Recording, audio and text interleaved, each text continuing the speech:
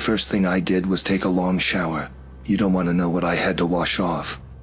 I quietly poked around the house in the early morning and ended up making breakfast.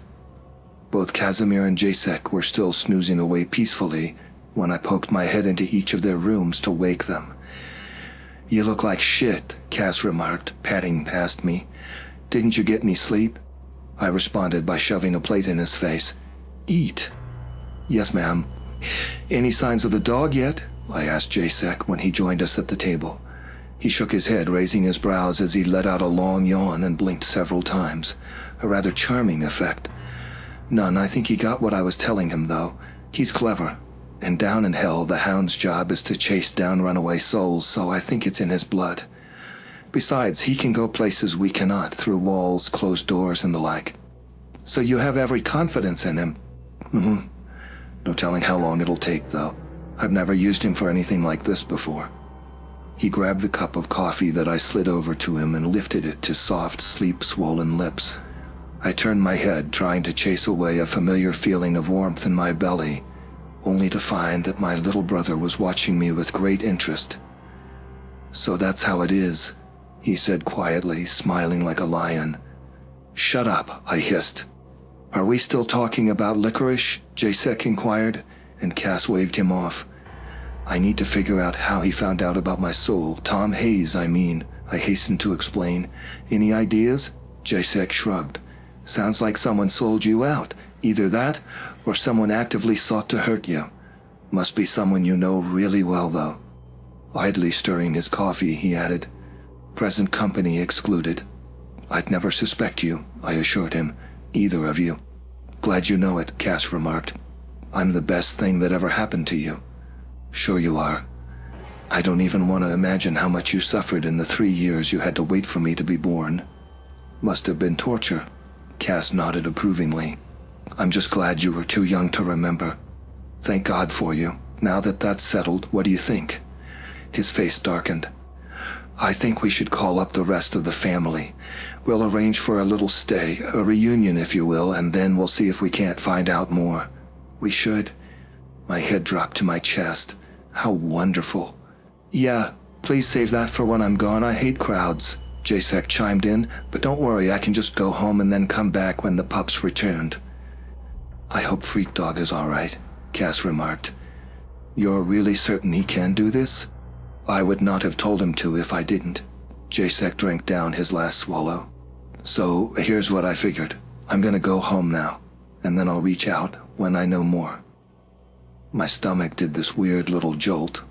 "Okay, well, sure, good." "Yeah. You gonna go right away, or?" Jacek nodded. "I think so." "Need a ride or something?" Cass offered. I perked up. "I can't believe I never asked you. How did you get here, and where do you live these days?"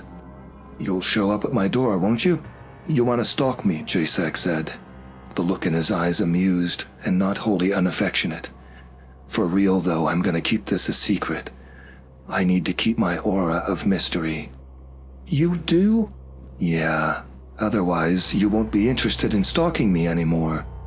He reached out to pass me his empty mug, poking me in the side as he did. "Anyways, I'll get going, and no, I don't travel by plane. I got my own ways. I'll call you up when I'm back." "Is Licorice gonna find you, though?" "Well, either he'll come to me or back here, so it works either way, I guess." I could tell something was off. He seemed pretty antsy to get going. There was hardly anything I could do to stop him, though. "Well, thank you for everything. If there's anything I can do to make it up to you, let me know, okay?" "Sure, but I'm fine on my own." He paused. "That came out wrong," he added. "Stay in touch?" "Of course." "Good. Keep me posted if anything comes up." He rose to his feet, stretching and groaning in satisfaction as his back cracked. I grabbed his coat for him, and he slipped into it while I was still holding it up. When he turned to me, our eyes very briefly met, and I felt a sharp pang of sadness. I heard Cass take a drawn-out, slurping sip behind us. Choosing to ignore him, I gave Jacek a very brief hug. He sighed into my shoulder. "It was nice seeing you again, Fiona." "You too," I muttered. "Jacek, can I talk to you outside real quick?" my brother chimed in. Yeah, okay. Like alone?" Let me just see you out. The two men left me behind in the living room, looking after them in bewilderment. They stayed outside for quite a while, so I ended up lying down to get some rest. The next morning I went over to the Red Meadow at first light. I found the Leshy waiting for me, once again in his true form, standing tall among the trees. A creature native to the woods, through and through. Something was different, though. He looked smaller and slimmer, like he wasn't taking up as much room as he rightfully ought to. "Eris," he greeted me, and I found that his growling voice didn't send shivers down my spine anymore. Maybe it hadn't for a while. I only noticed it then, though. "So, how long have you been sick for?" I asked, cutting right to the chase. "It's that obvious, huh?" "Pretty much, but I think I'd know even if you were able to hide it better. I've been hiding it for quite a while, actually." He lowered himself to all fours so we could see eye to eye. "I guess now I'll see if it was worth sharing." "I'll fix it," I said. "Cocky," he replied firmly. "Just confident. I'm pretty optimistic these days." "Have you lost your respect for the woods, Eris?" "Never." "Good. Either way, you're about to see something that should open your eyes." I followed the wood demon across frozen ground, casually greeting Gus as we passed him. The branches of the trees around us hung down gloomily, heavy with snow and ice, offering a somewhat mournful sight as we passed them. I turned my head away as we walked by the black grist mill. The twin lakes having frozen over, I could only assume that the Vajanoi was laid sleeping at the bottom. The lord of the lake was hibernating. I gave the Leshy a sidelong glance, wondering if he ever allowed himself to rest, if that was even something he needed to do at all. We found ourselves on a small clearing surrounded by fir trees. To our right, a little mound rose from the snow-covered forest floor, opening into something of a cave. I recognized the location. I'd seen it before, despite never paying it much attention. As far as I knew and cared, that cave was empty too. The Leshy stopped me before I could approach it. "Watch out, he might be inside." "He? Do you know what BC are?" I shook my head no, and the Leshy stepped a little closer to me, pressing his snout to my ear. "They're spirits of nature, much like me, except that they don't seek to guard, but to destroy." "You can be kind of destructive too, though," I argued. "I merely protect what's mine from encroachment. The BC will take possession of a creature's mind, and then they'll drive it insane. They make it hurt others and kill itself. They're demons not from hell, but of the earth itself. They choose their habitats at random. They don't care who else lives here or who owns this place. There is no talking to them, they cannot see reason, and they have no such thing as mercy. And one such beast has made a nest for itself right here in the middle of our woods. It's been killing rabbits and deer, but it's been moving on to, well, other entities. It tried to possess me when it first came here, but I managed to fend it off. It's gotten worse since I've grown weaker.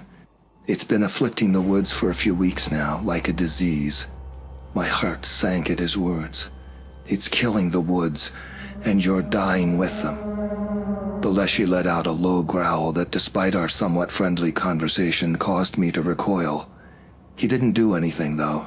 When he spoke again, he sounded reluctant, almost defiant. "I wouldn't put it exactly like that, but yes." "So how do we beat this thing?" The Leshy uttered a rumbling sigh. "I do not know clearly, otherwise I would have done it by now. I've no clue. I can kill the animals it possesses, but the Baiz itself has no actual physical form. Sometimes it shows itself as a ghost-like apparition. It looks rather human then, but it has no body to speak of. I can't hurt it." "That's troubling." "You don't say?" He pawed the ground with branch-like claws. "Anyways, I think here's its hideout.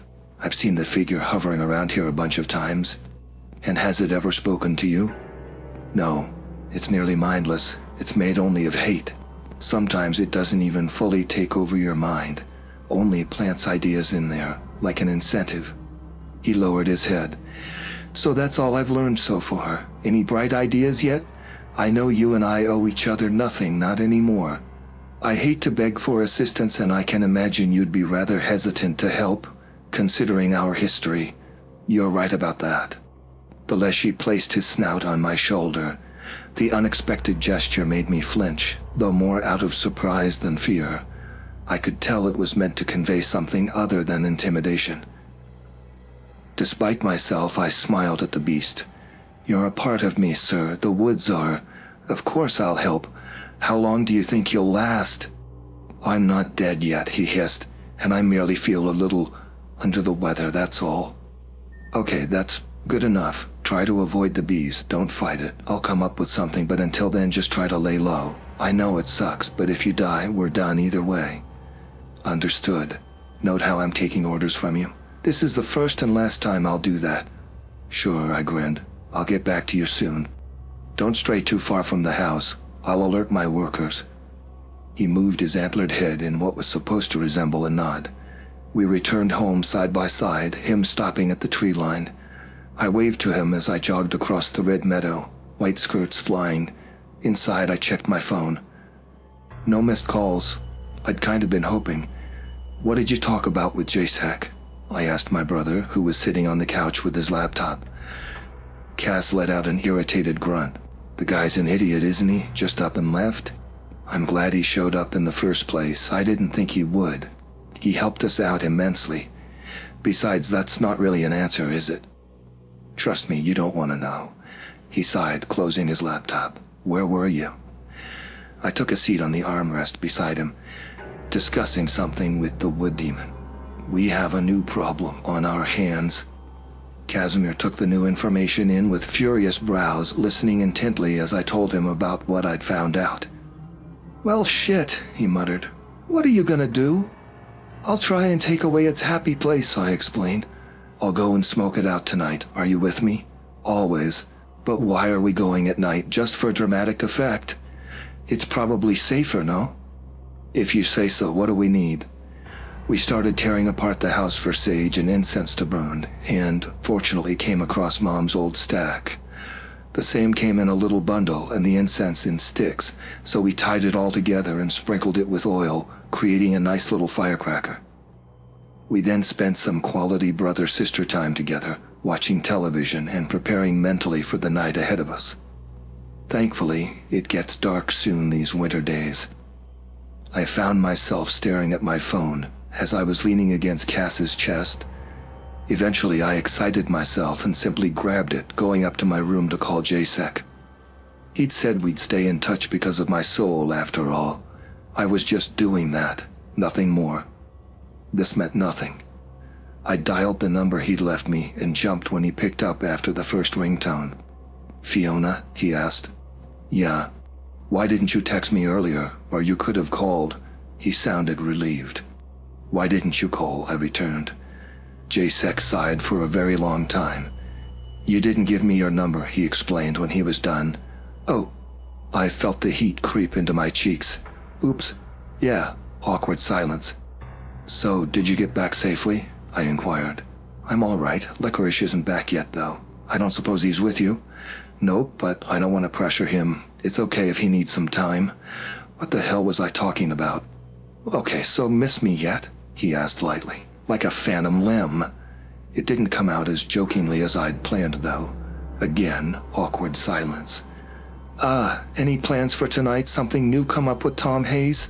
JSEC quickly pressed out. Yes, actually. Cass and I are gonna go burn sage and incense at a demon's lair. You wouldn't happen to know anything about that?" "No." "What's a demon?" the Black Miller asked innocently. I let out a snort of laughter. I could hear him chuckle on the other end as well. "Oh, Fiona, sure I do. Sage and incense are a good start. But just what kind of demon are you dealing with?" "They're called Beezy, nature spirits. Those are a little different than the ones I hang with. I don't think I've ever met one. If it's not from hell or has to answer to our command, I don't have anything to do with it." He sighed. "Sorry." "Oh, it's cool. We'll be fine." "Obviously. So you're off now, huh?" "Yeah, we're leaving soon. Just wanted to, check in with you first." "Thanks. Now that I got your number, I can text you," he sang. "I'm much more comfortable texting than talking in person." "Why's that?" "I don't know. Anyways, good luck. Don't get killed. Would be a shame." He ended the call and I smiled, gnawing on the tip of my thumb. For some reason, that had been just the pick-me-up I'd needed. When I went back downstairs, Cass was in his jacket and boots already, looking ready to leave. "Do you have your cross on?" he asked me. I nodded, holding up the necklace for him to see. "Do you?" He nodded, and thus, armed with salt, a handgun, our special bundle, and a box of matches, we headed out into the darkness. Knowing my way through the woods well enough, I was able to navigate us even without the aid of a flashlight. The powdery snow was rather conducive to our sneaking, but the patches where the ground had frozen over gave us a lot more trouble. Not only did we jump at every snap of a twig, every crunch of leaves beneath us, we also had to pay attention not to slip on ice-covered puddles along the way. The night had turned deadly quiet. What little rustling we heard in the distance did nothing to ease our minds. Once we'd reached the clearing, we stopped to listen. The silence was nearly overbearing, but at least we seemed to be alone. Either the bees was sleeping or away. We crept up to the cave entrance with bated breath. Wordlessly, Cass got out a match and struck it as I held out the bundle of sage and incense. The second the small flame had sprung over onto the flammable material, smoke began to rise, and I dropped it into the dark maw at our feet. The familiar scent filled our heads as we stayed to watch for a moment. "This reminds me of Mom," Cass told me in a very, very low voice. I was about to respond when we heard shuffling behind us, followed by the sound of wood splintering beneath a considerable weight. Cass and I exchanged a look that told the both of us that the other had a feeling we were done even before we turned around. Knowing we'd still have to look, we turned our heads at the exact same time to find ourselves facing a rather familiar creature. The two-headed bear was towering above us like an executioner, ready to lop our heads off our shoulders. It had become no less revolting than the last time I'd seen it. This was no sprite or fairy. There was no grace in its terrifying appearance.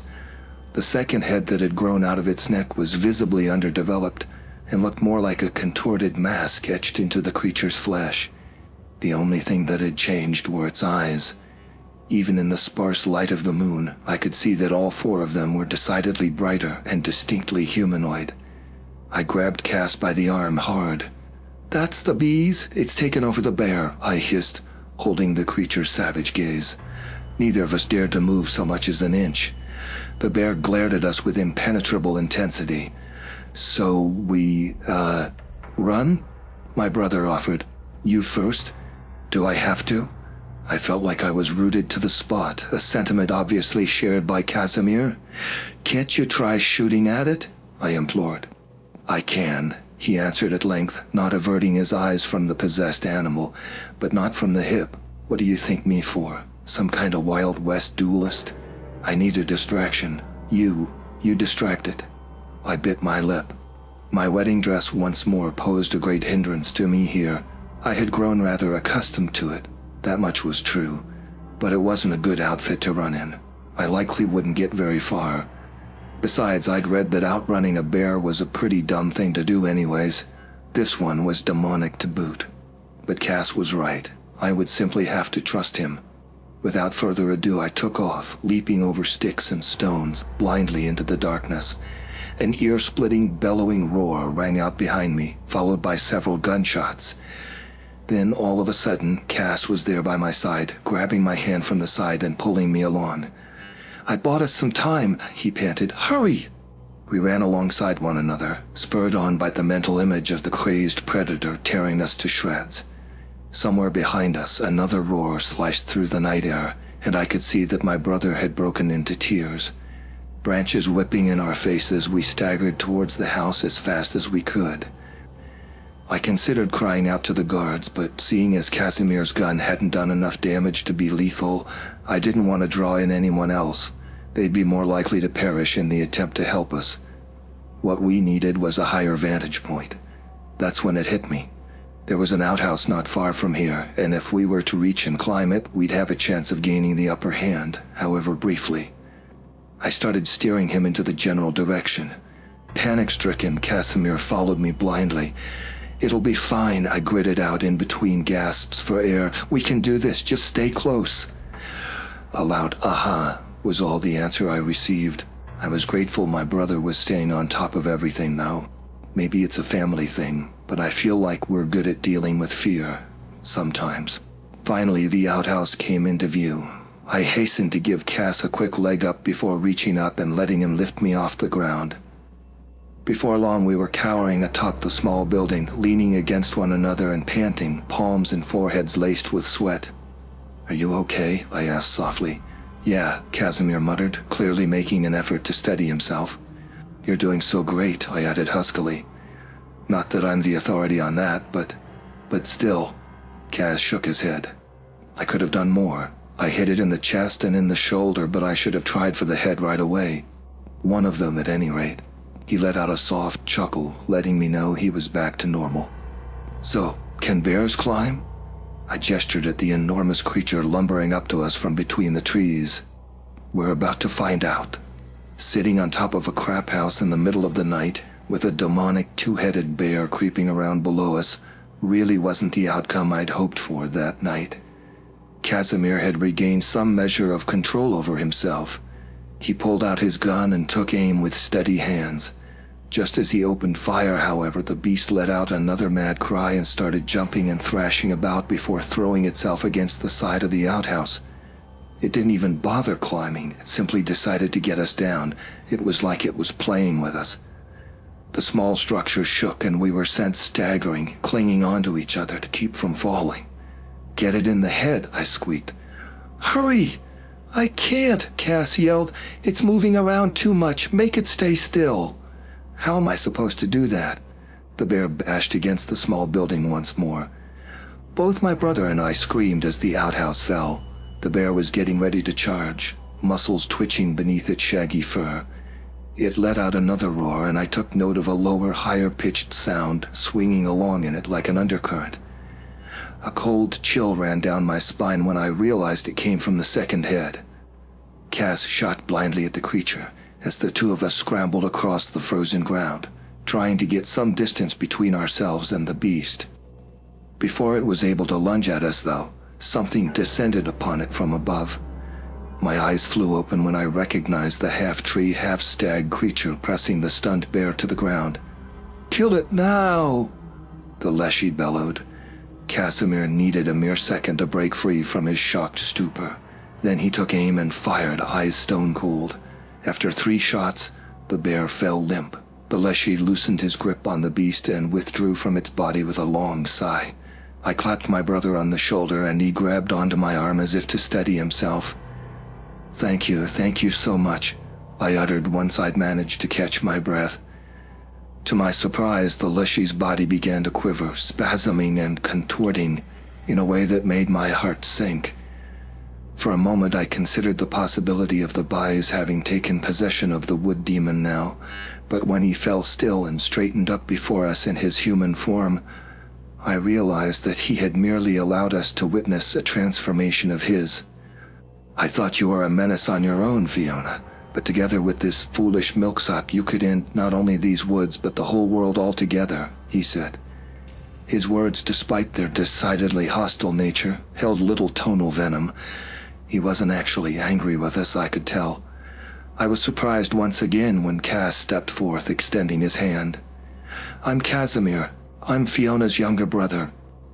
The leshy left his hand hanging in the air for a few awkward seconds before taking it. I've never seen a handshake look sarcastic, but somehow this one did. "I gathered," the Lord of the Woods returned, shouldering his cudgel. "It's only the Novak kids who could muff things up this much. Are you two trying to get yourselves killed? Because that is how you'll get yourselves killed." "Oh, come on. You know it wasn't exactly easy," I protested. "Also, I'm trying to protect you here. How would you have gone about this? Please enlighten me." A smile tugged on the wood demon's lips, though he was visibly attempting to hide it. "All right, don't go stomping your little feet and yelling at me now. I feel like I'm being assaulted by a mad poodle." Cass snorted. "You do look a bit like a poodle in that puffy dress," he remarked in a whisper. "Oh no, you don't get to be saucy, boy," the leshy warned. "Not when you're shaking like a leaf in front of me, thinking I won't notice. I smell fear, child, and you reek of it, no matter how hard you play the daredevil." He smirked. "And your hands are as soft as a lady's glove." I broke into a laugh, the pent-up nervous energy finally draining from my body. My brother, blushing furiously, piped up again. Just a second. I'm gonna assume that you are... The name's Alexei, Baleshi suddenly said, a warmth in his tone unlike anything I'd ever heard from him before. For a moment, I was stunned. You're called Alexei? Why'd you never tell me that? You never asked. He shrugged. Anyways, you two ought to be glad I stuck around the homestead. Maybe next time let me know in advance so I don't have to intervene at the very last second. But I know what you've been doing back there, and for what it's worth, He grimaced as if he was about to give voice to a thought that disagreed with his very nature. Grateful for, well, that. You actually came through for me. Deciding not to make the moment any more difficult for this prideful creature, I smiled and gave him a brief nod. I'm thinking maybe we should stick together, he gritted out, like he was trying the words on for size. I'd feel safer, and I could keep you safe. I'm not much of a team player, so this isn't exactly easy for me, but... He trailed off, regarding me with probing eyes. I suppressed a very, very wide smile. Would it be easier for you if I asked you for help? Something like, please, sir, protect us? The Leshy, Alexei, threw his head back, glancing heavenward as if to ask what he had done to be punished in such a manner. I'm not that vain, he grunted.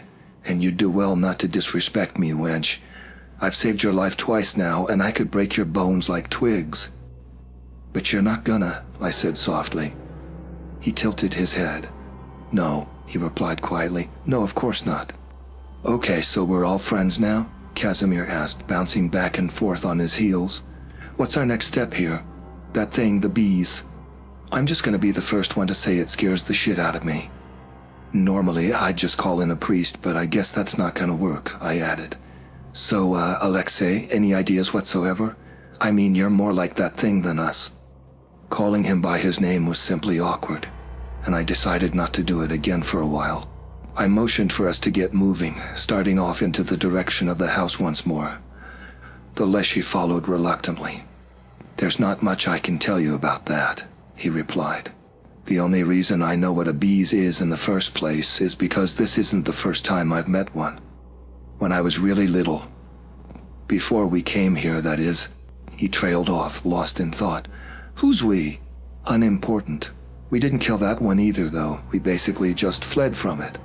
But as for similarities between that creature and myself, I suppose neither of us is very manipulatable by spiritual energies. Yes, we both avoid religious items, but we can't be killed by someone reading from a Bible. We're a little less sensitive in that aspect, but we also aren't as powerful and a lot more vulnerable. There's no big daddy type who has your back, Cass offered, and the Leshy touched a fingertip to his nose. Exactly. If the blackmailer needs assistance, he has his master to fall back on. I don't. But I've also sworn myself to nobody. There's no higher entity I need to answer to. God has cast out me and those like me, so we can't say cross a threshold if it's been blessed. But we also can't be destroyed by a cross being shoved in our faces. So we'd need to trap that thing somehow, I thought aloud, feeling myself get more excited by the second, as an idea slowly began to worm its way into my foggy mind. We really ought to discuss that inside, Cass remarked. I started skipping, unable to suppress the spring that had suddenly entered my step. Once the three of us found ourselves inside my own living room, the Leshy looking around with furrowed brows, the words came spilling from my lips like a fountain. So it can switch between bodies freely, right? If there was a way we could trap it inside a body, though, and then either trap or kill that body, we could destroy it cleanly, once and for all. I know demons from hell can be trapped with a pentagram. I've seen Jasek do it. To the Leshy I added, the Black Miller, you know, that's his name. He used my blood for a ritual on our first date. That constitutes a date for you, Cass threw in. Sure it does. Well, kinda. Doesn't matter. But if you Earth spirits can be manipulated using religious symbolism too, that'd mean we could use that to trap the bees inside of a body. Once it can't leave anymore, we kill the body and then it won't be able to use it anymore. But it can't exit it either. We know it's not able to animate corpses, otherwise it wouldn't leave the animals it uses behind once they're dead. We'd basically be imprisoning the bias forever, at least until the body is rotted away completely, but we don't have to let it come to that. We could make a kind of blessed coffin, Casimir suggested readily. Sounds dumb, but... No, I know what you mean, I interrupted him. How do you intend to mark the body as blessed, though? Alexei inquired, stroking his beard. Because it needs to be alive before the bees enters it, and it has to be blessed when the demon is already inside. That's the tricky part, I said. It'll be an icky affair, but hey, that's what knives are for.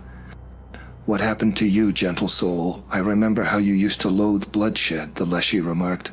I still do, but it's necessary. So, we're expecting a bit of a fight, are we? Cass asked, wiping his brow. Sucks, but I'm up for it. I think... Me too, Alexei said comfortably, petting the couch cushion he was sitting on. We'll need to be quick about it, though. I bet we've made it pretty angry, I remarked. It's probably out for revenge, and we've got to use whatever advantage that we got from smoking out its hideout, and we've got to be prepared for it to try and take possession of us as well. That should be easy enough, though. We just all wear crosses, and it'll be all right. And what about me? The Leshy inquired. Oh, right, I mumbled. I didn't think of that. Do you think you're strong enough to fend it off again? It'll definitely be a great risk, but you've done it every time thus far. I don't know. I didn't want to say this, but I've gotten far sicker these last couple days. He sighed, burying his face in his palms. I can feel the infection eating away at me. I considered him with a tilted head.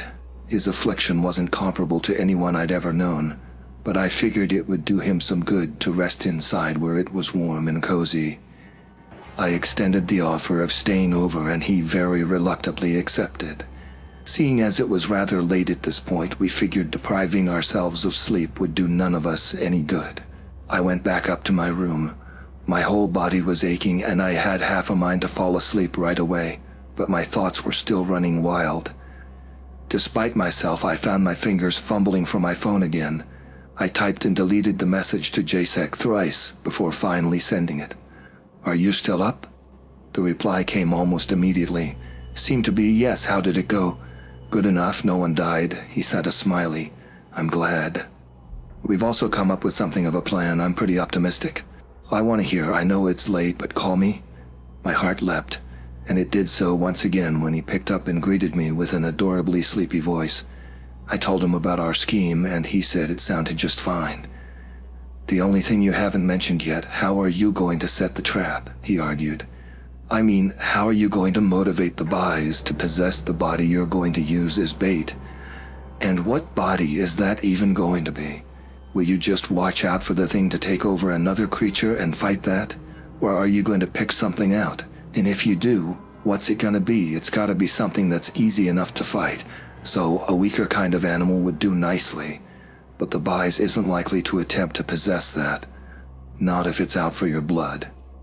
I see what you mean, I replied, chewing on my bottom lip. What do you suggest? A human would certainly be more appealing to it. It could do more damage in a human form, I think. Especially since it would allow it to, sneak up on people. I don't know if the buys is actually going to possess a human next, or if it even has enough of a mind to consider the pros and cons, but I would... So we'd need a human sacrifice, is what you're saying. Probably. I really don't want to do that. Understandable, but if you want to bait it, that's your only option, and it also begs the question who you'd be using. He paused, and I could practically hear him smile. There is, of course, a rather attractive option. Tom Hayes, I muttered. Precisely, how about him? He's responsible for several deaths. Besides, he did capture your soul by means still unknown to us. And he tried to blackmail you, he spread news about your property, abused your trust. The list goes on. Yeah, but what if he's not actually in his right mind? The bees can plant ideas in people's heads. What if Tom Hayes has been influenced by it? That'd make more sense than him just being a deranged murderer. JSEC sighed. Don't turn your mind over with all of that. That only makes it harder to follow through. How are you going to choose a human to kill like that? It's as if you're looking for reasons not to. No shit, I snorted. Do I have any other options, though? He hummed.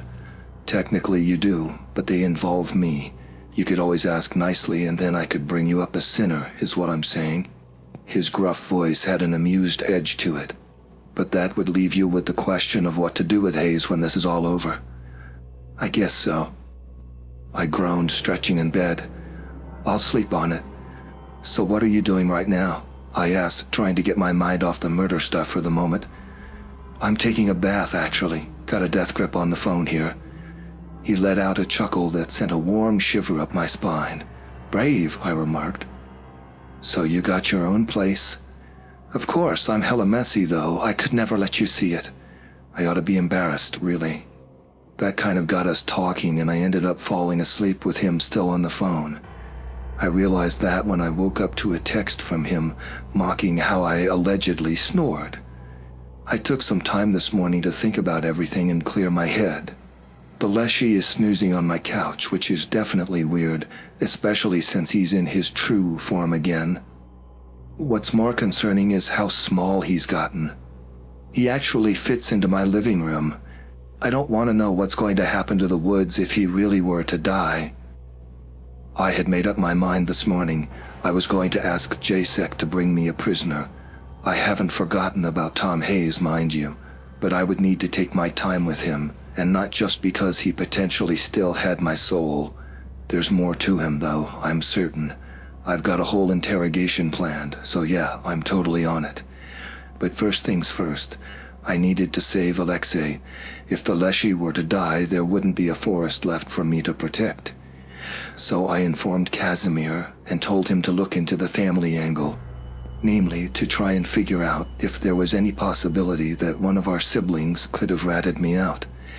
Also, I asked him to warn the employees of the hostile demonic entity roaming the woods. Then I tried to call JSEC, but he didn't pick up. That really put me on the spot. I'd have to get down to hell somehow after all. Then I got an idea. After a bit of searching, I found one of his unfinished cigarettes out on the porch and decided to try my luck. I stepped out into the snow and lit it up, attempting to remember the words he'd said to open the portal. Fire, walk with me? My voice quivered with uncertainty, but when I dropped the cigarette, it set the snow aflame in much the same way JSEC had before. Moved by a sudden burst of confidence, I proceeded down the trail. The walk through the corridor had me wishing I could just turn and go back. So eerie was the quiet emptiness. I was almost beginning to doubt I'd come across a door at all when it suddenly appeared in front of me. I gratefully flung it open and entered a place that glowed so brightly I had to shut my eyes for a moment. When I dared to look, I found myself on a street not unlike the one I'd seen in Wrath and Pride before.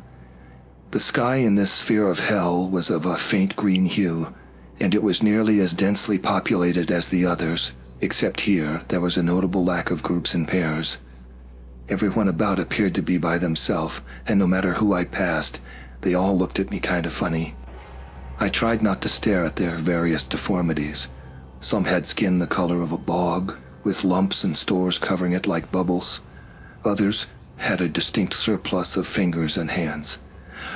After roaming the sidewalk aimlessly for a little while, I braced myself and stepped up to a woman with a hole the size of my head in her stomach. "Excuse me, where's the nearest elevator?" She pointed wordlessly in response, and I hastily moved on. The elevator wasn't as busy this time. I appeared to be the only one waiting outside the cabin. When it arrived on my floor and the doors slid open, I was only a little surprised to find the human spider waiting behind them. Forcing a smile onto my face, I entered. "Hi. Don't I know you?" the spider asked. "Actually, yes, I was here a couple days ago." "Right. The scared little newbie, all alone this time. How come?" I didn't know how to feel about this creature getting all conversational on me, but I didn't want to be rude either. "I'm actually looking for someone. JSEC Hetman. Do you know him by any chance?" "Sure, I remember. He was with you the last time. Think I saw him earlier with his little clique. Lust probably is your best bet. Try the hole." "That a drinking joint?" "Their favorite." We began our ascent, and I thanked the spider before stepping out of the elevator. Looking around, I was surprised to see that the hellsphere of Lust strongly resembled the kind of red light district you'd find in a lot of big cities. At the same time, I felt like I was setting foot into a carnival. Either time worked differently down here, or it was always night in Lust. Darkness had settled above the roofs of buildings and the tops of skyscrapers.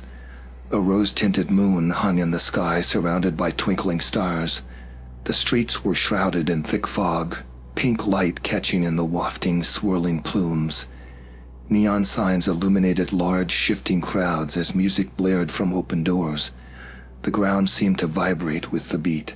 Despite my own better judgment, I found myself strangely elated, marveling at the sights and sounds. My senses were being battered, but it was weirdly beautiful. I began looking around, a spring in my step. Hole, hole, hole. The establishments I passed by, though visibly seamy, looked strangely inviting. Eventually, I came across a purple sign spelling out exactly that name. Taking a deep breath, I stayed myself, patting down my skirt as I marched up to the double doors. They were guarded by a broad lady bouncer who gave me a lopsided smirk. "All in white down here," she commented. "You sure know what'll get you noticed? Does that mean I can get in?" "Sure, you walking bit of blasphemy," she laughed, holding the door for me. Beaming at her, I slipped inside. The club was packed. It was hard to take so much as a single step towards the center of the room without tripping over at least 2 other people. Some really intense beat was booming throughout the room, the stale air shivering with the rhythm. Amidst the bright flashes rotating through the darkness, the chatter and the noise, it took me a moment to realize that the partygoers had actually formed somewhat of a circle around a person in their middle, watching and cheering them on. Curious, I cautiously pushed and shoved my way through the crowd, until I was standing right in the front with nobody blocking my view anymore. My heart skipped a beat before dropping into my stomach when I laid eyes on him. Jacek was dancing like a wild fairy, throwing his arms, spinning and shuffling his feet loosely, looking utterly dramatic and totally relaxed at the same time. He was dressed even better than the last time I'd seen him, sporting a crimson shirt underneath a mesh long-sleeve top. Somehow he met my gaze from across the room, but he didn't stop moving, staring right at me with effortless intensity. I took in his face. In the short time we'd been apart, he'd apparently gotten a new hairstyle. The sides and back were cropped in a handsome undercut, leaving fluffy jet black curls on top. Then I realized he was wearing makeup. Dark red powder adorned his cheekbones and brows with a bunch of little pentagram stars and hearts drawn onto it in white. Eventually, the song ended and Jacek straightened up, arms dropping to his sides and a grin slowly unfurling on his lips. There was a mere moment of silence before the music started up again, and Jacek's voice filled it immediately. "Hi, Fiona." I freaking melted. Jacek stepped forward, casually resting a hand on my arm. "Stay on your feet there now." "Fine," I sputtered, instantly cringing. I'm fine. Funnily enough, I kind of expected to see you here today, just a hunch." He started pulling me over to the bar as the music got louder again. "Let's get you something to drink." Okay, hey, so, the new hair, I love it," I stammered out. "And the makeup, how come I only get to see this now?" This seemed to genuinely take him aback. He raised his fingertips to his cheek. "Actually, I put it on whenever I've got the time. Do you like it?" I nodded eagerly. He laughed. "You know, I actually didn't put on any of it when I went to see you, 'cause I was sure you'd make fun of it. And my buddies kept saying it looks girlish and weird." "As if?" I snorted. "Wait, you saying you cared about what I'd think?" He stayed silent for a beat before merely shrugging. He gave the bartender a friendly wave and held up 2 fingers. The other man nodded and started mixing something. "What brings you here? Want a prisoner for your ritual after all?" He had to speak directly into my ear to drown out the music. "Yeah, I've decided I'll keep Tom Hayes for later. I ain't got my soul back yet, so in the end I might have to rely on him to tell me where he's been keeping it himself. So let's just have him thinking he's fine and safe for a little while longer," I replied against the side of his face, shivering when his cheek brushed against mine as he leaned in just a tad closer. "The soul thing worries me in particular. Licorice isn't back yet," he said, rough lips tickling my earlobe. "And not just 'cause of you. I need that dog to be okay. I've already failed him once. I was hoping to do right by the poor animal." I understand, I nodded, taking and squeezing his hand for a moment of solidarity. My breath caught in my throat when he didn't let go of it. I wouldn't have guessed he'd wait for me. I thought I didn't matter to him. You did. You must have. Something in my voice must have changed, because he drew back, looking at me with a guarded expression. I thought we had an understanding. We're friends, Fiona, nothing more. Stop. Stop that. Stop what? Well, you know that, whatever that is. I'm sorry, I didn't mean to make you uncomfortable or anything. I winced, raising my hands apologetically. Did I? No, not actively. I think it's just me, he stammered, shaking his head as if to clear his mind. When he faced me again, he did so with renewed bright eyes. All right, you're here for a reason. What can I do to you? His face fell the second the words had left his lips. For, he instantly shouted, correcting himself. For you, I meant for you, hell's bells. I decided not to push it. I'm here to circle back on that offer. I need a prisoner. Honestly, I would have just sacrificed Tom Hayes and gotten him out of the way, Jasek replied, briefly turning away from me to receive the 2 drinks the bartender was now sliding across the counter to him. He handed me one, ensuring that our fingers didn't brush once during the contact. That would have been rather an elegant solution, no? Not everything can always work out smoothly, I commented, inspecting the liquid in the tall glass. There was different hues of red, all swirling as if animated, strangely hypnotic. Jasek reached out to clink his glass against mine. Cheers. He downed the whole thing in a heartbeat. Clearing his throat, he added, Well, who am I to get in the way of your plans? The elevator spider told me you were here with your friends. I frowned, a strange sentence to say out loud. Am I? How strange. He gave me a fetching grin. Can't see them anywhere, let's just ditch the whole lot. Wait just a second. Am I like ruining your night out right now? Oh, Fiona, you're saving it. We left the club behind and started shoving our way down the crowded streets. So we're really going to one of the prisons now? I inquired, heart in my throat. No need to be scared, I'm with you. But I should tell you I need to talk to Nick first. Hope that's all right with you. Sure, whatever needs doing, I hastily attested. I wasn't exactly keen on seeing the devil again, but if it was necessary. Jasek and I stuck together as we headed back to Nick's office. Pride was busy as ever, but I wasn't quite so afraid of its inhabitants anymore. I still felt a distinct sense of unease, but it was nothing compared to the first time. Besides, Nick looming over it all disturbed me a lot more. By the time we reached his office building palace, I was feeling rather unnerved. I kept thinking about how he'd pulled me closer and rubbed my arm, shuddering each time the image pressed itself into the forefront of my mind. We went up to his room anyway, and Jasek knocked and called out to him as he had the last time. When Nick responded, he sounded different than when we'd last spoken. Deeper, rougher, angrier. It seemed to cause even Jasek to hesitate. I've got Fiona Novak with me again, he shouted through the closed door. Could you take on a comprehensible form, perhaps? Well, come the hell in and see. Both of us flinched. There was no going back now, though. I swallowed thickly as Jasek cautiously opened the door, stepping inside ahead of me. Looking over his shoulder, I found that Nick only remotely looked like the last time I'd seen him. His skin was dark red, golden lines streaking it like cracks in an eggshell. It was sort of beautiful, sort of. His face unnerved me a lot more.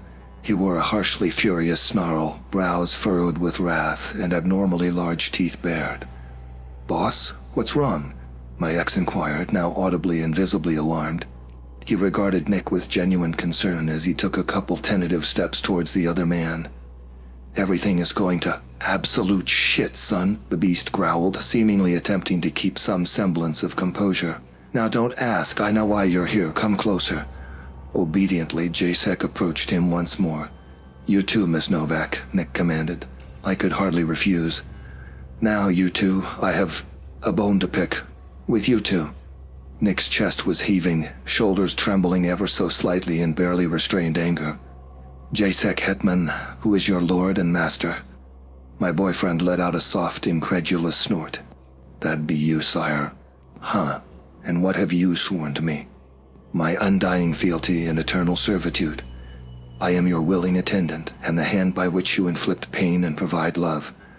I will act as you need me to act and be what you want me to be for as long as my eternal soul persists." "There you go," Nick said, eyes and voice a gentle kind of chilling. "And do you still hold this oath in your heart? Figurative though that heart of yours may be." "Of course," Jasek answered without hesitation. Nick smiled bitterly. "I'm a jealous man, Jasek Hetman.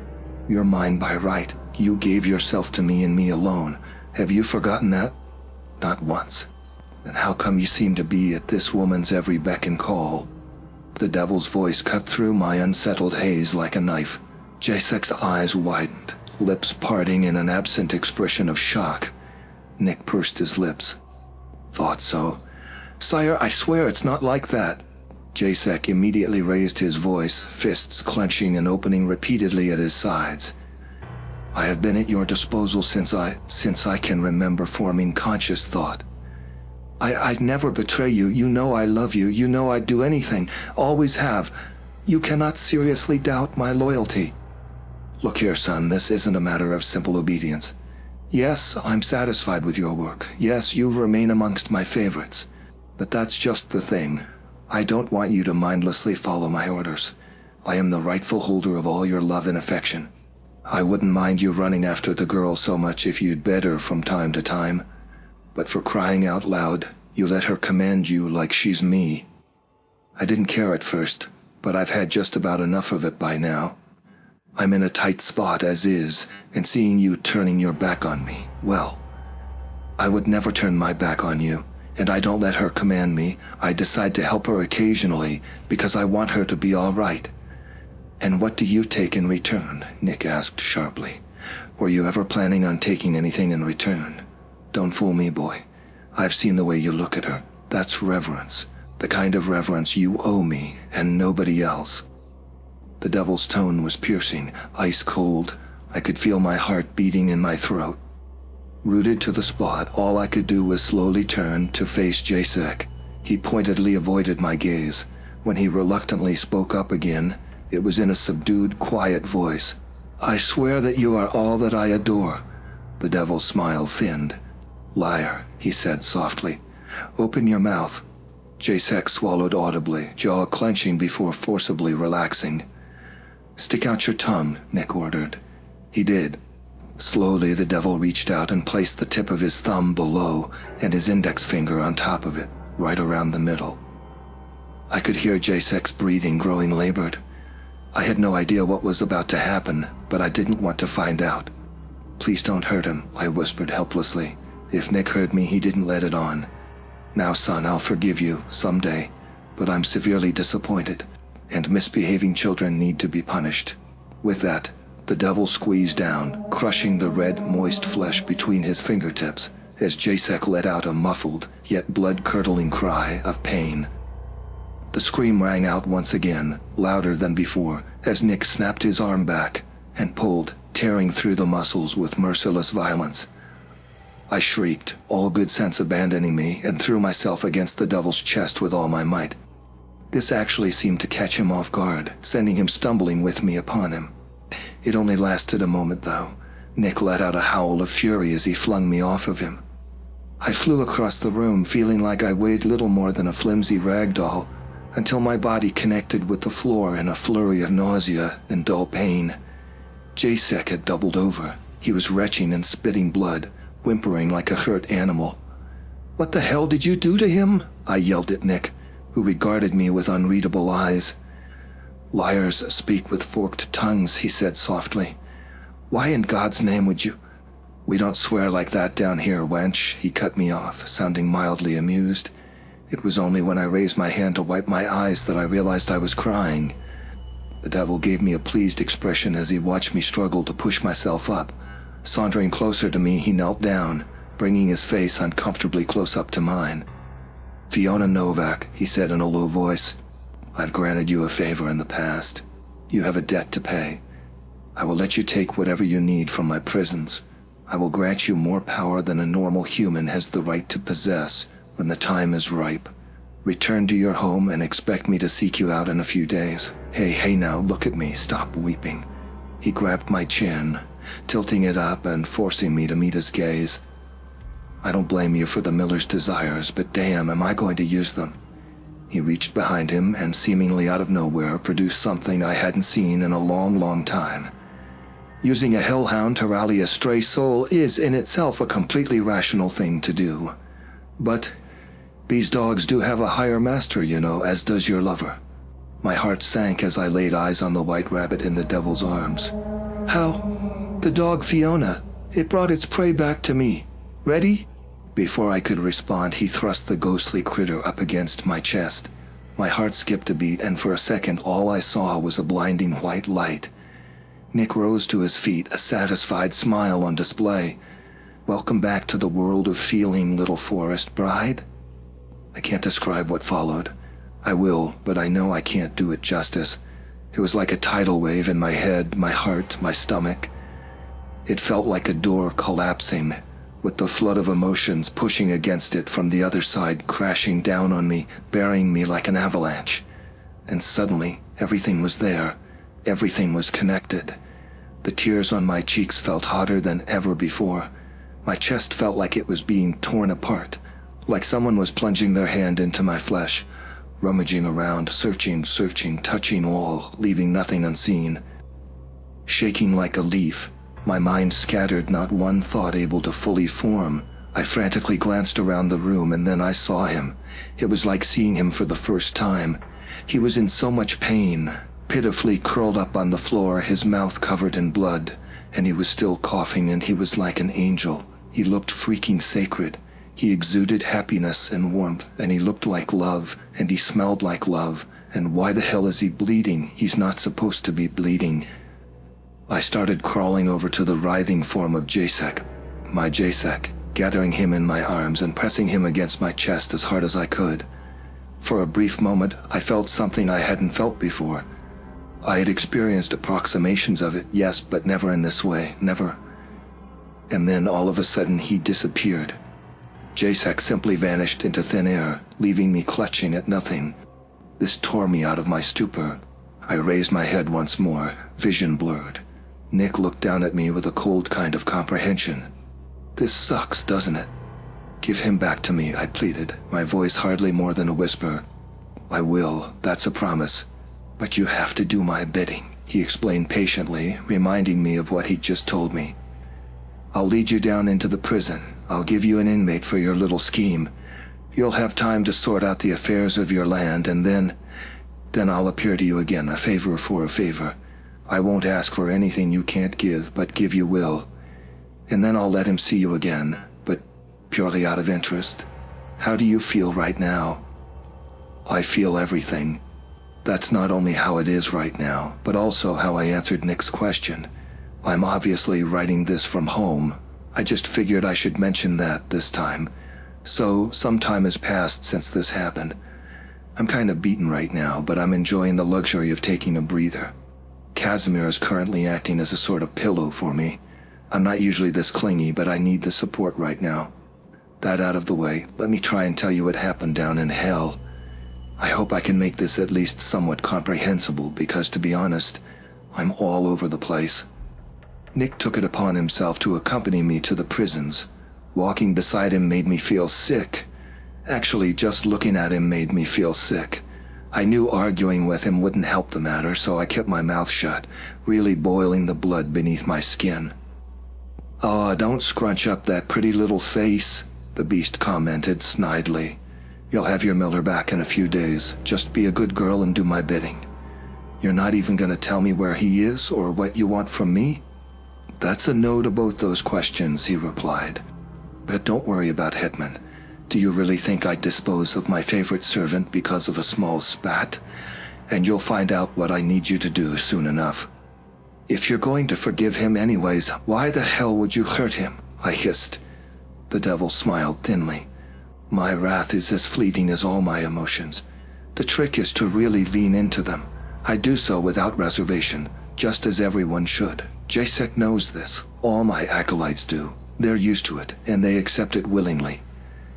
I took a deep breath, trying to steady myself, but it was futile. My mind was racing. I hadn't felt this confused and shaken in ages. Getting my soul back was what I'd always wanted, but I hadn't thought it would be so painful. Jacek, having been torn from my arms, had left me in utter turmoil, more so than I could have ever imagined.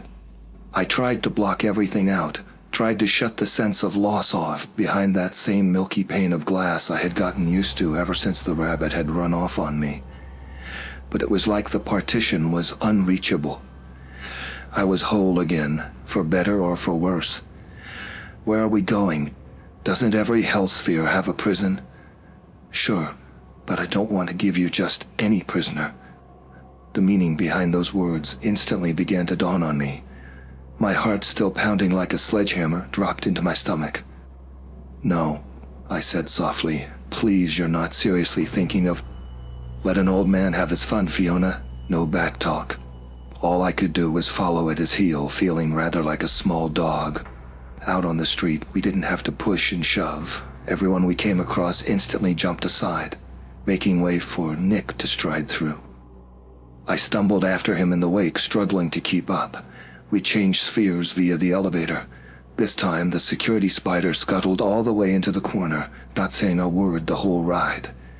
When the ding announced our arrival, we stepped out into faintly familiar green-tinged surroundings. "Welcome to Envy," Nick proclaimed dryly, spreading his arms in a mock gesture of hospitality. "Home to, well, just another kind of scum. My brother's an inmate here. Why?" "He'd be better fitted to answer that," the devil replied, taking up his power walk once again. He led me all the way into the center of the sphere, where an absolutely enormous building loomed overhead. A giant slab of concrete, bigger than anything I'd ever seen before, frightening in its sheer size alone. Here the crowd seemed to grow especially thick. I noticed a bunch of people standing at the sides of the entrance. The prison was heavily guarded from the looks of it. Of course, none of them did anything to stop us. The inside of the prison was much like what I'd expected. I've never been to a human prison, but you know what they show you on TV and in the movies. This one looked rather similar to that kind of thing, at least on first glance, except that it was obvious that nobody ever cleaned. The smell of vomit, blood, and feces hung thickly in the air, and it took a lot of willpower not to gag. The corridor I soon found myself standing in was incredibly long. Thousands of tiny barred cells lined up on either side, the inmates within them all in a row as if on display. Some cells were slightly bigger than others, but quite a few offered barely enough room for a person to stand in. I tried not to meet the eyes of any of the people we passed by, not the prisoners and not the wardens either. The one thing I couldn't ignore was the noise, though. Screams and wails filled the hallway, some loud and furious, the sounds of raving lunacy, others low, cracked, and broken. Moans of pain, sobs, and weeping. Pointless cries for help, praying for mercy. I didn't want to imagine what the wardens spent their time doing in this hole.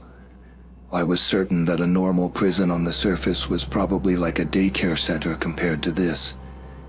The devil stopped one of the passing wardens, a curvy lady with green skin and a resting bitch face, dressed in red latex like a nightmare dominatrix, and demanded to be taken to inmate 10789 or some other such large number. She agreed demurely, taking us up several floors before stopping by a cell that looked vaguely familiar from the video I'd seen. I took a deep, steadying breath, trying to assume some semblance of composure. Nothing could have prepared me for the encounter that was about to happen, though. Jeremy Novak was lying butt naked asleep on the hard floor of his dirty, reeking chamber. His hair was matted and greasy like he hadn't washed it in a year, and stubble lined his jaw. That was really saying something, considering neither of my brothers ever managed to grow anything more than peach fuzz in terms of facial hair. He stank of sweat, urine, and pus. He looked severely malnourished, and just over 3 minutes away from death. I couldn't imagine how long he'd spent in this state. He was covered in blood, wounds in various states of healing littered his body. The streaks on his back made it seem like he'd been whipped, while the marks on his thighs and arms spoke of burnings and electric shocks. The sight was very nearly too much to handle. Nick entered the cell without hesitation, When I didn't follow right away, he grabbed me by the arm and flung me inside with such force that a sharp yell escaped my throat. This caused my brother to stir. He kicked his legs a little, groaning and letting out a whine that nearly broke my heart. Nick growled. "Get up, you piece of shit," he barked, lifting his foot and stomping down on Jeremy's unmoving wrist. I gasped, and Jem shot up, his eyes flying open. "This is your big day, Novak," the devil hissed, delight lacing his voice like poison. "Today's the day you're getting out of here." "What are you on about?" Jem asked in a gravelly, broken voice. "You've got a visitor." Jeremy lifted his head, milky, dull eyes fixing me in silence. I couldn't speak, feeling a pang of empathy that nearly caused my stomach to turn. Somehow I couldn't reconcile the idea of this man being a cold-blooded killer, and the sight of my little brother in my head. I held his gaze, trying to fight the cold rigidity that had taken a hold of me. Then, to my utter horror, a grin unfurled on his lips. "Look at that, the prom queen," he spat, upper lip lifted in a sneer. "What the hell are you doing in here?" I swallowed thickly. "I'm going to take you with me. I'll take you home, where I'll perform a dangerous ritual with you as a conduit, which you will not survive." "What?" Nick sighed. "Miss Fiona needs a casket for a spirit she's trying to get rid of. For the time you're up top, I will supply you with a corporeal form like you have it down here. You'll be able to move, feel, eat, and drink. Think of how nice a break that'll be for you. Now, after she's killed you, your soul is going to be taken back to me, and we'll stick you back in here where you belong. Sound good? Good." "The hell?" "Hey, nobody asked for your opinion. Follow your sister's orders and don't even think about running off, because I swear to you I'll send Hitman after you again," Nick hissed. I flinched at the mention of Jasek's name, and to my surprise, so did Jem. "All right, Christ," my brother cried out, pushing himself off the ground with a pained moan. His bones cracked and he winced as he shifted his weight onto his feet. He squinted at me with hateful eyes. "Remember your little fuckboy, sis? You know, short goth guy, mean eyes, really deep creepy voice? Imagine my surprise when he came to collect me. Damn small world, isn't it?" "Yep." "Well," Jem shuddered, giving a nervous grin. "I'm not keen on seeing that shit again, let me tell you. Guy's absolutely brutal. Dunno what he's compensating for." "Will you shut up?" Nick groaned. "You're giving me a headache. You only have one job, do it, come back, and do not get up to anything stupid." "Copy that," Jem muttered. Nick grabbed both of us by the wrist, and before I could even process what was happening, we weren't in the prison anymore. In fact, we had left hell altogether, and were now standing in the middle of my living room, right in front of Casimir, who was typing away on his laptop. Our sudden appearance caused him to scream, scrambling out of his seat and ripping off his headset. "What the hell?" he cried out, wild eyes darting between myself, our brother, and the devil. It was weird seeing Cass again. I suddenly felt extremely warm and fuzzy inside, despite the obvious horror in his stare. I threw my arms around his neck almost as if on instinct, and he immediately reciprocated. It felt like a blanket being pulled around me. Little brother. I had held him before, but it had never made me feel this safe and comforted. This was pretty great. "Whoa," he mumbled, pulling me closer. "Fee, what am I looking at? Help me out here. Is that—" "Hey, Kaz," Jem drawled, dropping down on the sofa. Casimir reluctantly let go of me, throwing our sibling a brief glance before going back to gawking at the devil. Nick smirked back shamelessly. "You, Casimir Novak, are even more attractive in person," he said, voice husky and vaguely threatening. Cass's brow furrowed. "Do we know each other?" "I know you, but don't worry about that now. Keep enjoying life, Casimir. I'll see you." And in the blink of an eye, Nick had disappeared into thin air. "Was that the devil?" my little brother inquired. "Yeah," I replied breathlessly. "Jesus, what a creep. Look, I'll tell you what happened later. Jeremy, the devil had me take him for our ritual. We should get that over with." I heard Jem snort from behind me. Cass merely stared at me blankly. "You're saying we're gonna kill Jem?" "I'm already dead, Cass," Jeremy answered in my stead. "Don't mean a thing at this point." There was it again, that powerful wave of sadness, I still couldn't believe this. This was Jeremy, my baby brother Jeremy, the same Jeremy I'd grown up with, the same Jeremy I'd played hide-and-seek in the barn with, the same Jeremy who I'd always done my homework with after school. Casimir appeared to be similarly affected. He looked on in confusion, his eyes wide and glossy. "I can't, Fiona, he stammered, his gaze helplessly flitting between us. I sighed deeply. This was exactly what I'd been dreading. I didn't want to have to go into this. I didn't want to think about what we were about to do. I couldn't leave Casimir hanging like that either, though. I ended up sitting down with him and explaining everything, somehow managing to coherently stammer together what had happened to Jacek and what Nick had revealed to me before taking me to the prison. "So you got your soul back? I'm so happy for..." Cass's voice trailed off as he saw the look in my eyes. "Shit. I need to do this and fast. I need to get everything sorted. I can't. If I don't see him again, if I don't see Jacek again, I think I'm gonna die or something," I confessed in a shaky voice, clenching my hands into fists to keep my fingers from trembling. "Okay," Cass said simply. "Okay, we can do this. Don't worry, everything's gonna be okay." "You just said okay thrice, and I still don't believe you." No, it will be, trust me. "So, Jem, what do we do with Jem?" "Yeah, what do we do with Jem?" Jeremy echoed. "I haven't seen you in so long," Cass remarked, still in utter disbelief. "What the hell did you do?" "The princess told you already." Jem gestured at me, lifting a haughty brow. "No need to get into the nitty-gritty of things." "Oh, you think?" Casimir shot back, shaking his head. No, you're gonna tell me what the hell you did." "Why? You've been gone for years. You ran out on me, on all of us, you just vanished, and now you're apparently dead and also a serial killer." Cass let out a soft gasp of incredulity, still shaking his head frantically. "Are you seriously blaming me for wanting to know what in God's name happened to my brother?" Jem shrugged. "Well, I offed a bunch of sluts and that's that. Nothing more to it, to be honest." It was hard to keep my composure at his words. Looking at him, I didn't even feel like I was facing my younger brother, but a complete stranger. Jem regarded me with a strangely detached expression, like he didn't care about seeing us at all, like he didn't care about anything. I suppose it made sense. He'd spent the last couple years incarcerated in the hellsphere of envy, being consistently tortured. I doubt anyone would be able to muster up a lot of emotion after something like that. But he was still the same man who, while alive, had apparently committed a series of murders. I would be lying if I said I didn't want to know what exactly had happened. "I know you want to ask, and you should know that I don't want to answer," Jem stated. "If you want a story about me, ask that prick Hetman. Don't talk about Jacek like that." "Oh, come off it, you spoiled brat. Do what you gotta do and don't waste my time." "You have an eternity of torture waiting for you," I argued in bewilderment.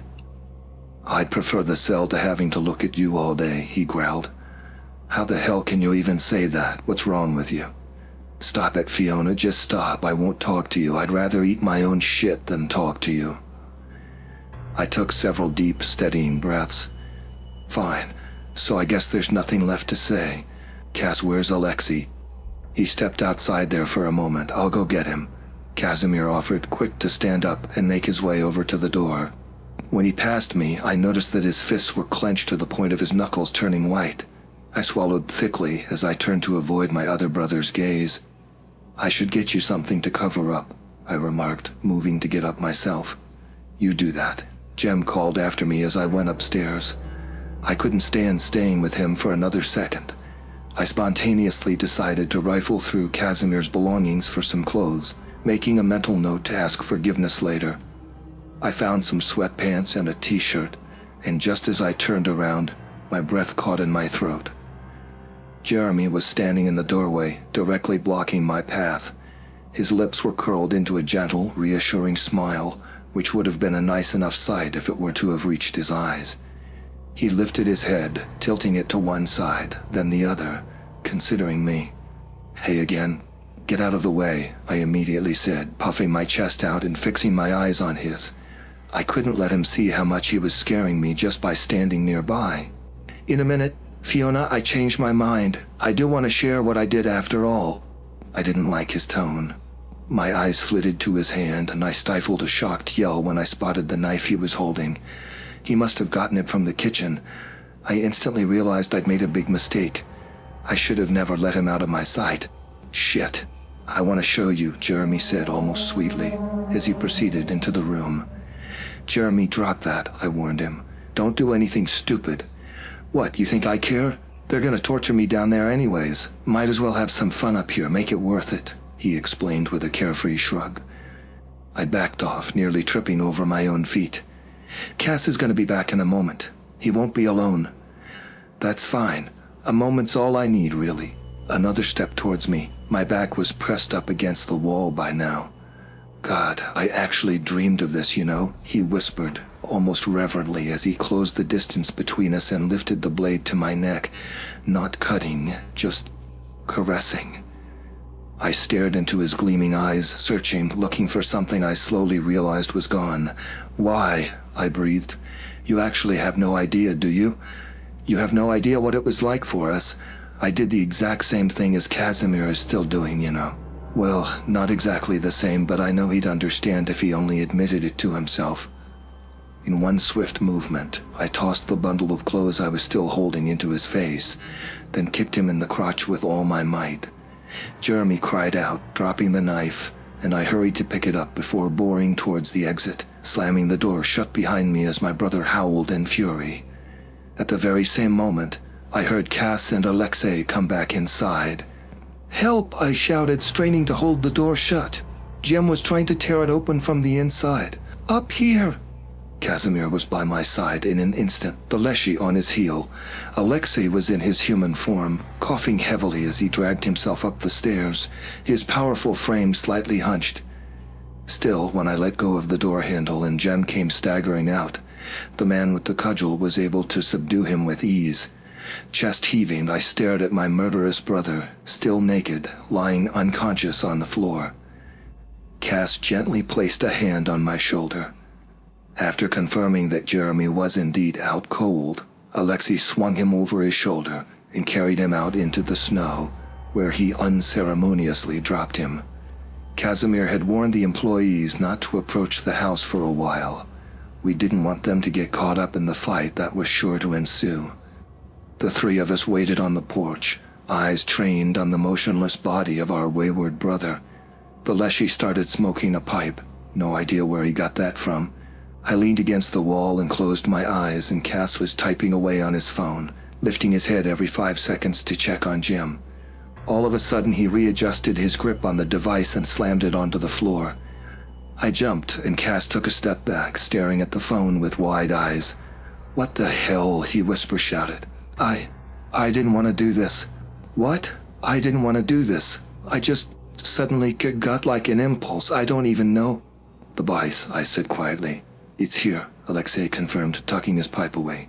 His voice was low and stern, the look in his eyes steely. Shit. My brother and I spoke at the same time when we realized that Jeremy had moved. His limp body has been pulled up into a sitting position, his legs below him, his head tilted back to gaze heavenward. His eyes had rolled back, leaving only white and sore red. Slowly he drew himself up, his movements resembling those of a puppet manipulated through unseen strings. I stared at him with bated breath, needing a moment to get a grip on myself as my heart began to race. Jeremy staggered to his feet, looking kind of like a zombie from a movie.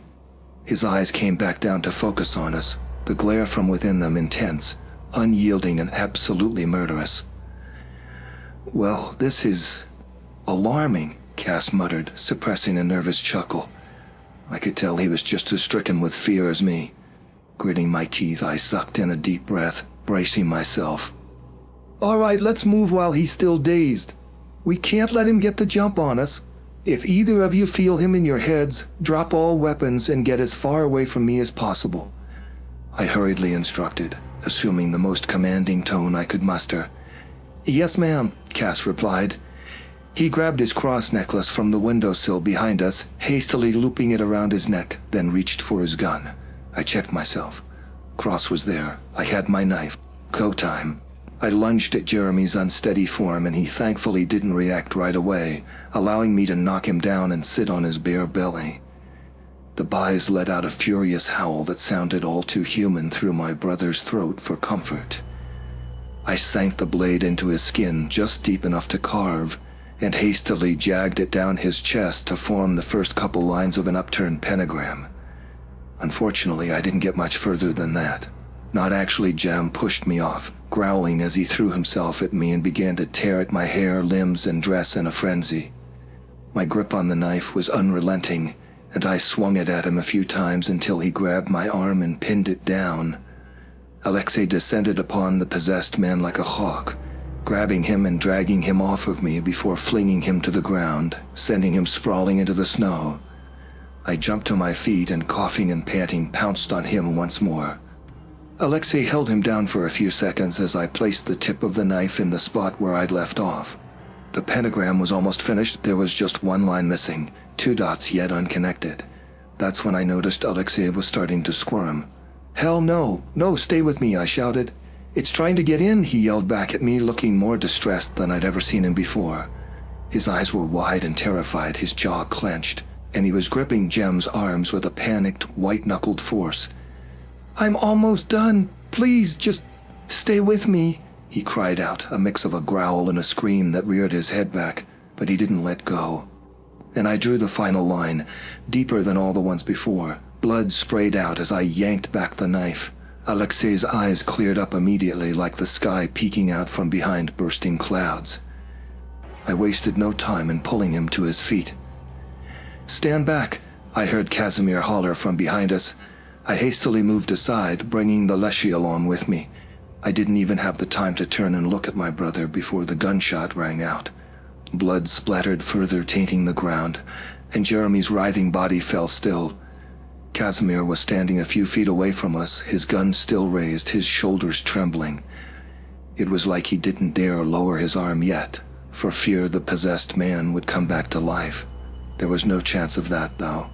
The bullet had entered Jeremy's skull at an odd sideways angle. I couldn't bear looking at it for long. My whole body was shaking, and I felt compelled to stumble over to Cass and throw my arms around him, almost not caring that he was still holding a weapon. He immediately dropped it, fully embracing me and even pulling me up to my tiptoes to bridge our height difference. He cupped the back of my head and buried his cold face in the crook of my neck, inhaling deeply as I did the very same. His smell calmed me. Not his cologne or the scent of my fabric softener he'd obviously used on his sweater, but the fragrance that laid beneath it all. "Is that Little Brother by Calvin Klein?" I asked with a faltering chuckle. "What?" he pressed out, snickering slightly in between sobs. It was only then that I realized he was crying. "No matter. You're weird. So are you." We pulled apart, only for Cass to take a surprised step back, gaze trained on something behind me. "Whoa," he uttered. "Fee, look." I turned around only to find that Alexei, once more in his true form, had grown to easily 7 times his size. His antlers branched into the skies as though they were trees of their own. His huffing snout sent forth clouds of warm breath as big as my head, and each of his paws was the width of a tree trunk. Without warning, he wrapped a wooden claw around me, picking me up to hold before his eyes. They were shining like twin stars. For a moment we just stared at each other. It felt like my heart was overflowing. "How are you feeling?" I asked, a tentative smile tugging on my lips. His voice rumbled like a thunderclap. "Excellent. You've done right by me, Eris. I'm grateful." "I had to," I replied by way of explanation. Daring a glance below, I saw Casimir looking up at us in awe. I kicked my feet a little. It felt like I was flying. "I did not force your hand," the Leshy argued. "Of course not, but I still had to. I mean, it's you. You're my home, you're everything." He gently sat me back down in the snow, then laid down to get on eye level with us. He reminded me strangely of a resting fawn. "I have not felt this good in a long time," he admitted. "What do you intend to do now, Fiona?"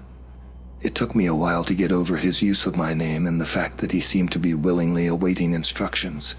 Not being out of my mind, I refrained from mentioning it. Standing a little taller, I allowed a smirk to creep up on my face. "Now I'll make Tom Hayes wish he never crossed my path." It's moments like this that I'm thankful to have my loyal senior employees.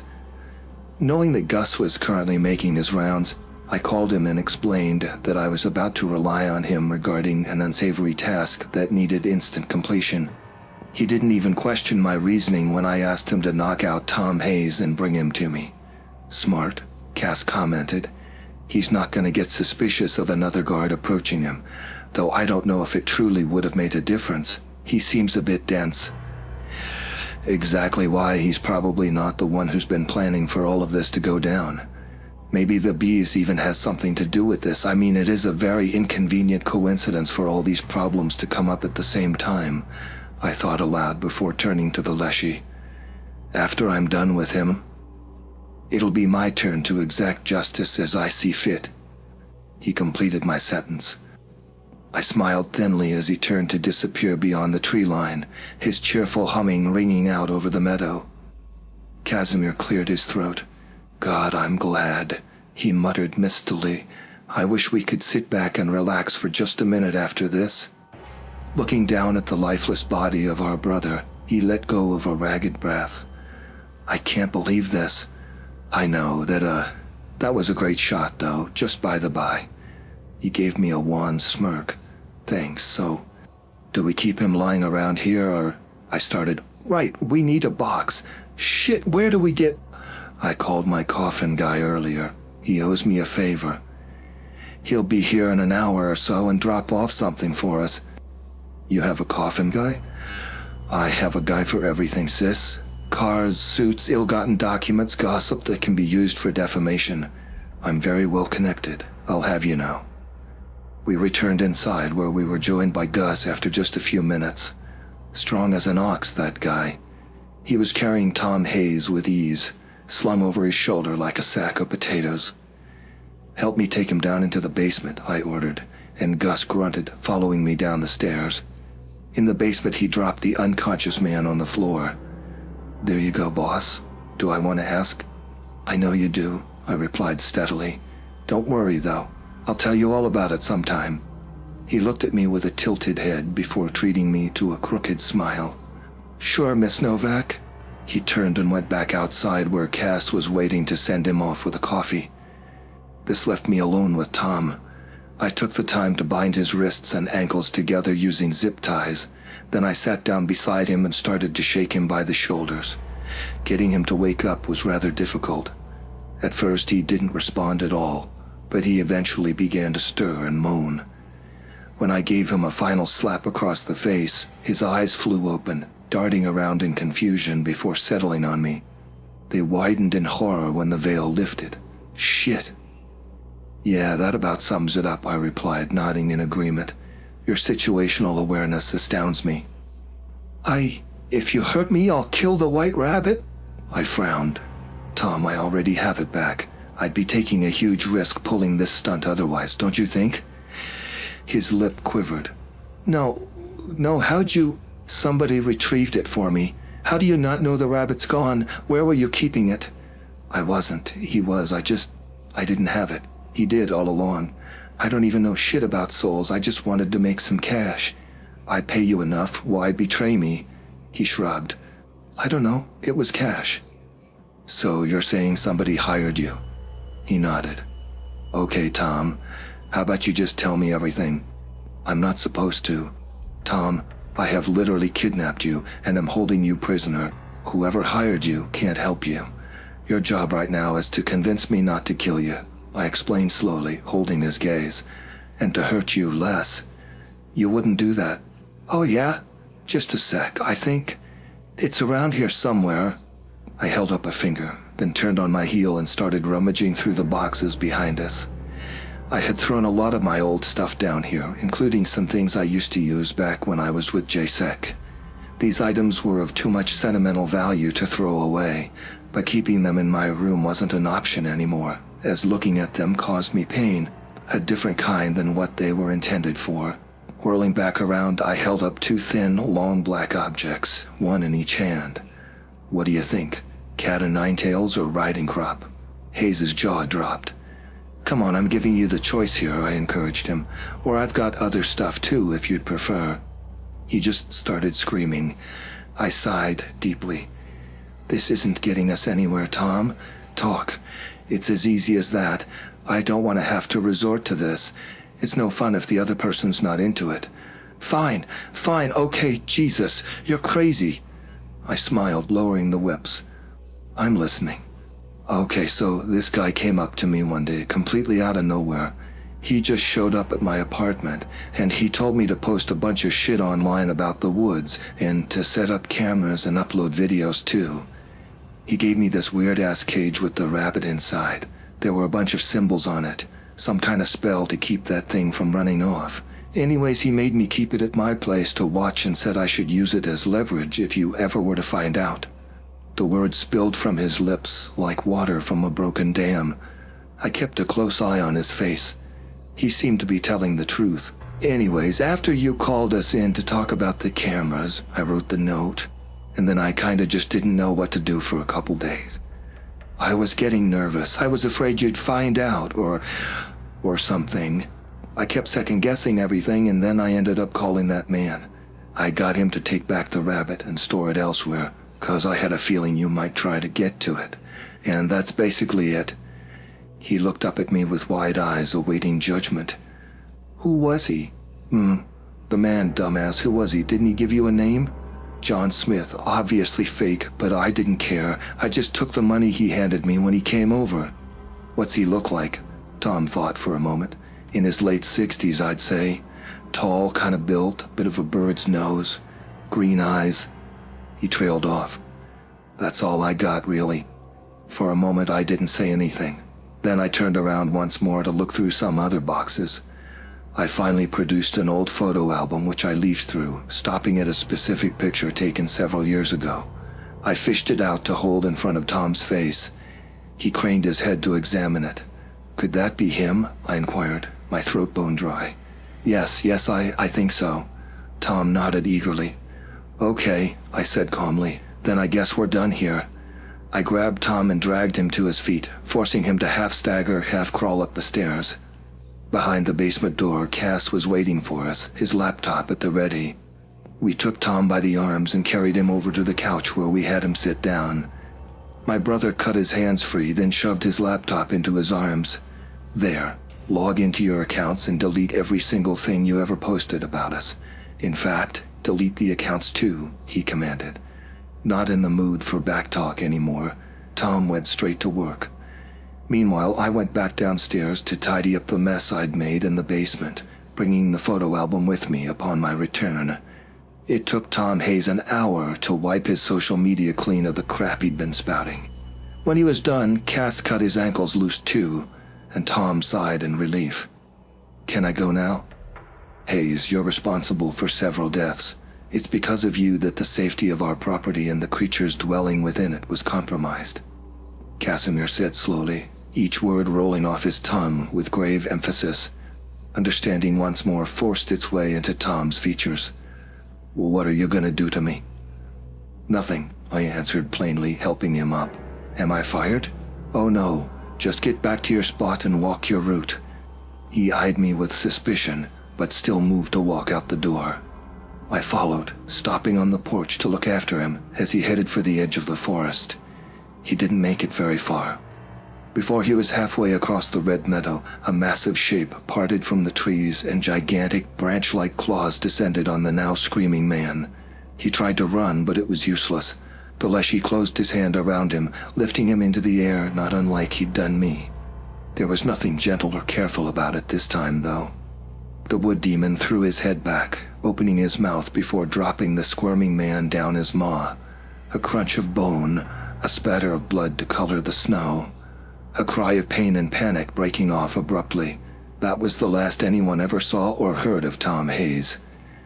I returned into the house with a long, soft sigh. Casimir was waiting for me on the sofa, long limbs stretched out, one hand in his hair. I took care of the body while you were downstairs, he announced. But we're gonna have to dig a pretty large hole pretty soon. I don't think Jeanette likes sharing her stable with a coffin. Has Hayes been dealt with? The High King of the Forest has exacted his revenge, I muttered grimly, feeling rather like the narrator of a creepy old fairy tale. Casimir nodded. All right then. I'm dreading to ask, but we both know I have to, so what did you find out? Tom really was hired by someone. Someone we know. Someone who hates me. Who? I dropped down beside him. Dad,